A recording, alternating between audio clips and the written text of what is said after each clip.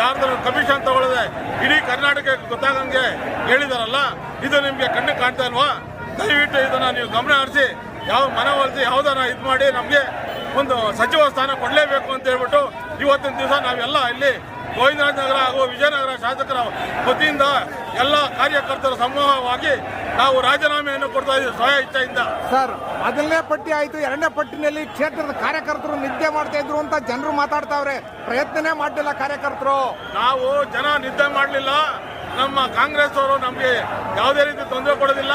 ನಮ್ಮ ಎಂ ಕೃಷ್ಣಪ್ಪರವರಾಗಲಿ, ಪ್ರಿಯಾ ಕೃಷ್ಣಪ್ಪರವರಾಗಲಿ ಯಾವುದೇ ಆಸೆ ಆಕಾಂಕ್ಷೆಗಳಿಲ್ಲದೆ ನಮಗೆ ಆಯ್ತು ಎರಡನೇ ಬಾರಿ ಆಗ್ತದೆ ಅಂತ ನಾವು ತಾಳ್ಮೆಯಿಂದ ಇದ್ವಿ. ಆದರೆ ಜನಗಳ ಪದಾಧಿಕಾರಿಗಳನ್ನೆಲ್ಲ ಕೆರಳಿಸಿದ್ದಾರೆ. ಹಾಗಾಗಿ ಇವತ್ತಿನ ದಿವಸ ಕೆರಳಿ ನಾವು KPCC ಆಫೀಸ್ ಹೊತ್ತಿಗೆ ಯಾವುದೇ ಒತ್ತಡದಿಂದ ಯಾರೇ ಹೇಳ್ಕೊಟ್ಟಿದ್ದಾಗಲಿ, ಯಾರೇ ಶಾಸಕರು ಹೇಳ್ಕೊಟ್ಟಿಲ್ಲ ನಮಗೆ. ನಾವೇ ಕಾರ್ಯಕರ್ತರು ಇಚ್ಛೆಯಿಂದಾಗಿ ಎಲ್ಲ OBC ಆಗಲಿ, INTC ಆಗಲಿ ಮತ್ತು KPCC ಪದಾಧಿಕಾರಿಗಳಾಗಲಿ, ವಾರ್ಡ್ ಅಧ್ಯಕ್ಷರಾಗಲಿ, DCನಲ್ಲಿ ಇರ್ತಕ್ಕಂಥ ಎಲ್ಲ ಕಾರ್ಯಕರ್ತರು ಸಾಮೂಹಿಕವಾಗಿ ನಾವು ರಾಜೀನಾಮೆಯನ್ನು ಕೊಡ್ತಾ ಇದ್ದೇವೆ. ಸರ್, ಕೇಂದ್ರ ವರಿಷ್ಠರಿಗೆ KPCC ಹರಿಪ್ರಸಾದ್ ಅವರಿಗೆ ಮುಖ್ಯಮಂತ್ರಿಗಳು ಏನಂತ ಆಗ್ರಹ ಮಾಡ್ತೀರಾ?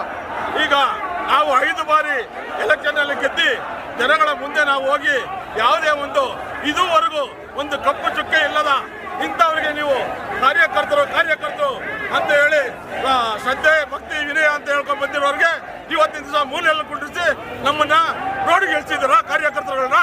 ದಯವಿಟ್ಟು KPCC ಅಧ್ಯಕ್ಷರಾದಂತ BK ಹರಿಪ್ರಸಾದ್ ಅವರು ಗಮನಕ್ಕೆ ತಗೊಂಡು ಇದರ ಬಗ್ಗೆ ನೀವು ಮಾತಾಡಬೇಕು ಅಂತ ಹೇಳ್ಬಿಟ್ಟು ನಮ್ಮ ಧ್ವನಿ ಅಂತ ಹೇಳಿ ನಾನು 25 ವರ್ಷ ವಾರ್ಡ್ ಅಧ್ಯಕ್ಷ ಆಗಿದೆ, 22 ವರ್ಷ